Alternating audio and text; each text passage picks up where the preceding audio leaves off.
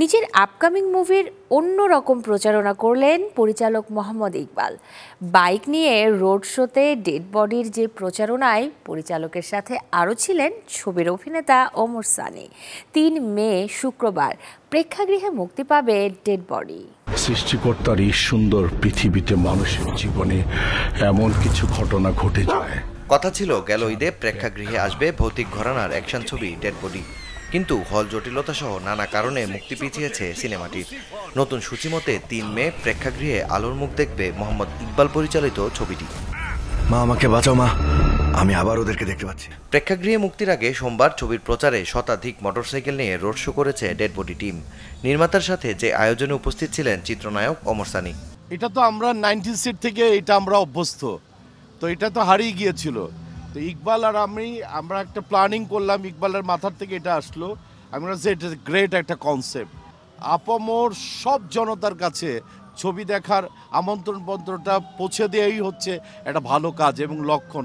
সেই অ্যাসাইনমেন্টে ইকবালের সাথে আমরাও আছি। এফডিসি থেকে শুরু করে টিএসসি, নিউ মার্কেট হয়ে ধানমন্ডির প্রধান সড়ক ঘুরে রোড শোটি শেষ হয় মিরপুরের সোনি সিনেমা হলে। ছবির এমন প্রচারণা দৃষ্টি কেড়েছে সাধারণ দর্শকদের।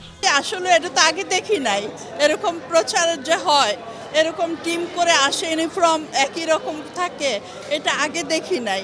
আমি মনে হয় ফার্স্ট টাইম দেখলাম। এরকম হলে খুব ভালো হয়, চমৎকার হয়। আমরা যে প্রচারণাটা দেখলাম, এটা দেখে অনেকে ডেড বডিটা দেখতে আসবে হলে, এটা আশা করা যায়। এইভাবে প্রচার প্রসার হলে তো সবাই হলমুখী হবে, বাংলা সিনেমা দেখতে হলে আসবে সবাই। সাডেন দেখলাম অনেকগুলো ভাইয়া একরকম টি শার্ট পরে ঢুকেছে, লাইক ইকবাল ভাইও আছে, দেখেছি ওমর সানিও আছে, ভালোই লেগেছে।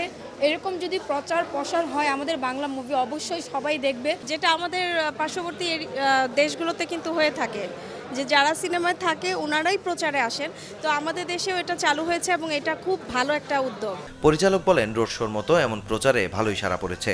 যারাই হলে গিয়ে ডেড বডি দেখবেন তারা হতাশ হবেন না বলে বিশ্বাস নির্মাতার।